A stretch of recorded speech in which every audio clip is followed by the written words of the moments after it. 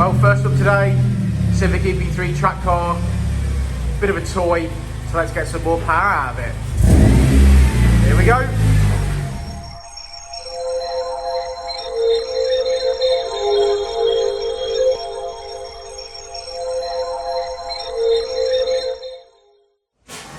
Okay, so first things first, strapped it down to the dyno, and we're going to do a stock power run to see what she's putting out now before we do an ECU exchange, and then we start tuning. It's got some mods, as you can see. It's got 2.5-inch exhaust. It's got a great big can on the back of it. So yeah, let's get crack-a-lacking. Good morning, Richard. Hello. Hello.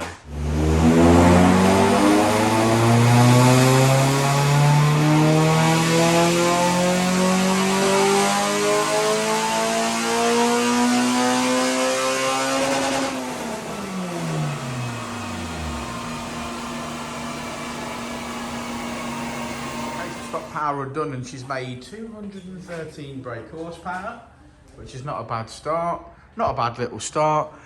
So Richard's fitted the exchange ECU, and now he's on to mapping.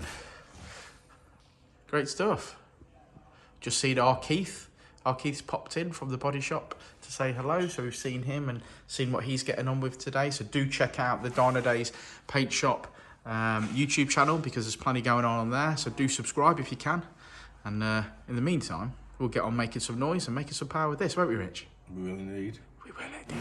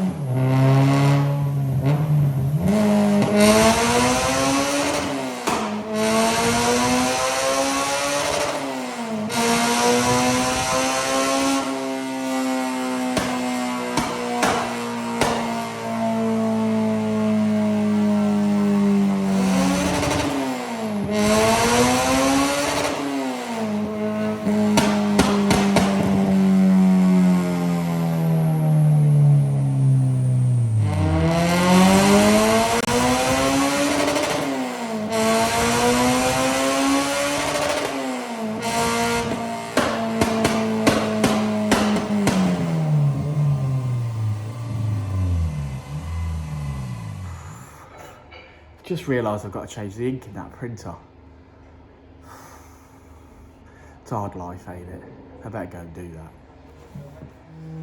EP3 silver track toy. I think it's far too loud for track. Yeah, it's got a cage in it. Yeah, definitely too loud for a track though, in my opinion.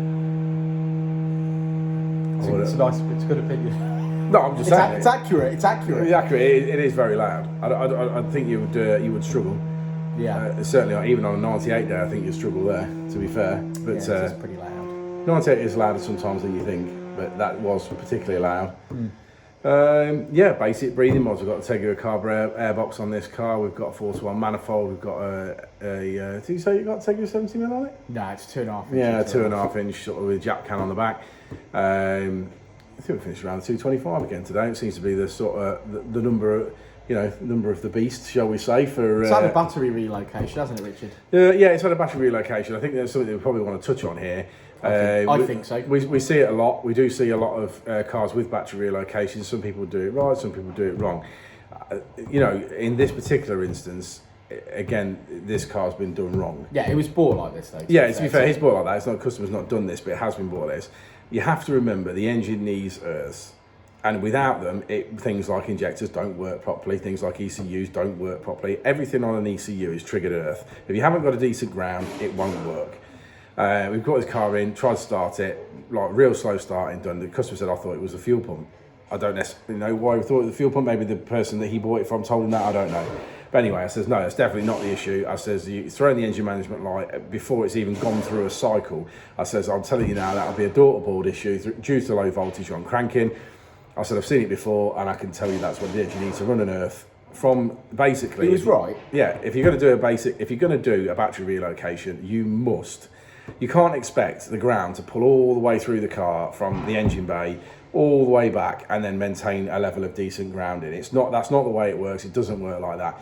If you're going to relocate the battery wherever you want to relocate it to, basically, if, say, for example, you were in the boot, you would then earth somewhere out in the boot, obviously, which is what most people do, and then expect it to pull all the way through the car, and obviously you have cranking problems and sensory issues and all the rest of it.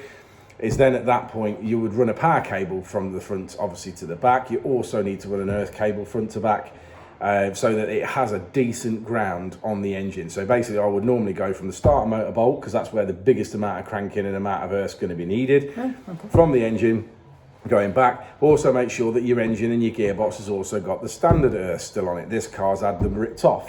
Again, it needs to be earthed, you know what I mean? The more grounds that you can get on it to a point, the better it is, especially when you're relocating. So you'd always want one from the engine to the body, and you want one from the gearbox to the body. I would want one from the battery to the starter motor bolt, and I would want one from the battery to a ground in the boot or wherever you're grounding it.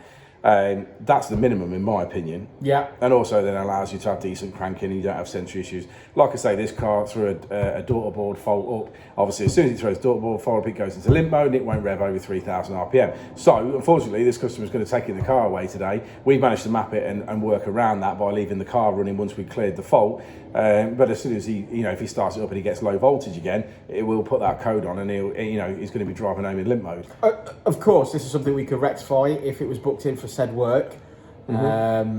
No, I think the point of this thing is if anyone's thinking about doing the battery relocation, it's just a bit of information on the battery relocation. Yeah, absolutely. It's all going to help, isn't it? It's all going to help here. I don't think it's necessarily about fixing this particular car. I think it's an easy fix. I've talked to the customer about it. As I've explained here, he says he's going to take it away and put a cable on it. So that should sort of eradicate that problem. We've mapped it obviously around it accordingly, got it running, and obviously cleared the fault. And then obviously we've mapped to just not turn the car off, so it doesn't readdress that fault again. But well, I think it mapped up lovely. Shall we have a look at the graph? We did. I'm just pointing out that there's a race car outside. Yeah, that's Cam's back again. We're due for some tweaks, so we're going to have a look at that. Fantastic. He just basically does some racing and then comes back and says, I like this, or I don't like that, or I don't like this, or can you do that, or whatever. So that's where we're at. He's given us a list of can you just, which is fine when you're helping someone out in a race series. So we're going to take a look at that this morning. I'm sure that will make another video at some point. I'm sure it will. Right, shall we have a look at this graph? Come on. And there we go. As we always say, red line is as she came in, blue line is as she leaves. We made power right across the rev range there. And we finish on 223 brake horsepower, which is 186 at the wheels. There we go. Richard's already ran off, but I'm sure we will see you on the next video. And the code word for this video, because we've been a bit lazy with handing out code words, but the code word on this video is going to be Earth. Earth. And we'll see you on the next one. Hey, Rich! Hey, Rich! We'll see you on the next one. We will indeed. We will indeed.